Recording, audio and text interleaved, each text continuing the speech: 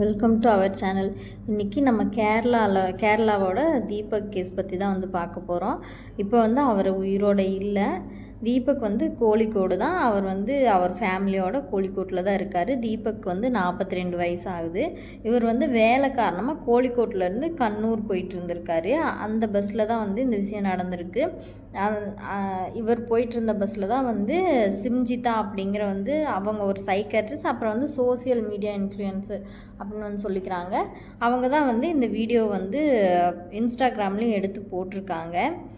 இவங்க வந்து இந்த வீடியோ எடுக்கும்போது ஃபர்ஸ்ட் வந்து அவர் கை லைட்டாக சிம்ஜிதா மேலே பட்டிருக்கு. ஆனால் இவங்க வந்து அவர் பக்கத்தில் மறுபடியும் நெருங்கி போய் நிற்கிறாங்க. இப்போ நம்மக்கிட்ட வந்து ஒருத்தவங்க தேவையில்லாமல் வந்து தொடும்போது இல்லை நம்மளை வந்து உரசும்போது அது வந்து நமக்கு ஒரு கோபம் வரும் இல்லையா, அது வந்து இயல்பு. ஆனால் இவங்க வந்து எந்த ஒரு ரியாக்ஷனும் இல்லாமல் வீடியோ எடுக்கிறத மட்டும்தான் வந்து ஃபோக்கஸ் பண்ணியிருக்காங்க.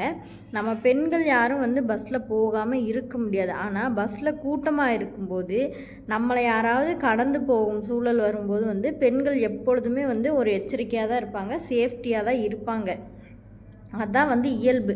ஆனால் இவங்க வந்து நீங்கள் அந்த வீடியோ பார்த்துருந்தாவே தெரிஞ்சிருக்கும், அவங்க வேணும்னே வந்து போய் நிற்கிற மாதிரி தான் இருக்குது. அந்த வீடியோவில் வாண்டடாக வீடியோக்காக இந்த வேலையை செஞ்ச மாதிரி தான் இருக்குது. அவர் மேலே தான் தப்புன்னு வந்து இந்த இடத்துல வந்து சத்தம் போட்டு இருக்கலாம், இல்லை அடிச்சிருக்கலாம், கேள்வி கேட்டிருக்கலாம். சுற்றியும் வந்து அத்தனை பேர் இருக்காங்க, எல்லாருமே வந்து கேள்வி கேட்டிருப்பாங்க. ஆனால் வந்து இவங்க வீடியோ எடுக்கிற இன்டென்ஷனோட மட்டும்தான் வந்து இதை பண்ணியிருக்காங்கன்னு இதிலேருந்தே தெரியுது. இவங்க வந்து அப்போவே கம்ப்ளைண்ட் கொடுத்துருக்கலாம், என்ன வேணாலும் செஞ்சுருக்கலாம். ஆனால் அதை செய்யாமல் வீட்டில் போய் அதை அப்லோட் பண்ணியிருக்காங்க. அந்த வீடியோவை இன்ஸ்டாகிராமில் வியூஸையும் கமெண்ட்ஸையும் வந்து பார்த்துருக்காங்க.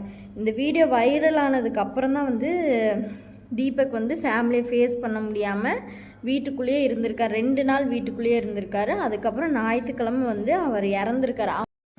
அவங்க ஃப்ரெண்ட்ஸ்கிட்டலாம் வந்து சொல்லியிருக்காரு, இதனால வந்து என் மேலே எந்த தப்பும் இல்லை அப்படிங்கிற மாதிரி சொல்லியிருக்காரு. அவங்க ஃபேமிலியை ஃபேஸ் பண்ண முடியாமல் தான் வந்து ஞாயிற்றுக்கிழமை வந்து அவர் தூக்கு போட்டு இறந்துட்டார். இப்போ வந்து அவங்க அம்மா வந்து ரொம்ப அழுதுருக்காங்க. இந்த இது வந்து வைரல் ஆனதுக்கும் அதில் போய் கமெண்ட் பண்ணதுக்கும் வந்து நம்ம தான் காரணம். இவர் இறந்ததுக்கு கூட ஒரு வகையில் நம்ம எல்லோரும் தான் காரணம்னு சொல்லணும். ஏன்னா வீடியோ இப்போ நம்ம இவ்வளோ பேசுகிறோம் இல்லையா, அந்த வீடியோ வந்தப்போ நம்மளும் கூட பார்த்துருப்போம், அதுக்கு போய் நம்ம கமெண்ட் பண்ணியிருப்போம், அவங்கள பாராட்டியிருப்போம். அதனால் எதுவுமே நம்மளும் யோசிக்கிறது இல்லை, அவங்களும் யோசித்து தான் செஞ்சுருப்பாங்க. ஆனால் இப்போ வரைக்கும் வந்து என் மேலே தப்பு இல்லைங்கிற மாதிரி தான் சிம்ஜிதா சொல்லிகிட்ருக்காங்க. பார்க்கலாம்.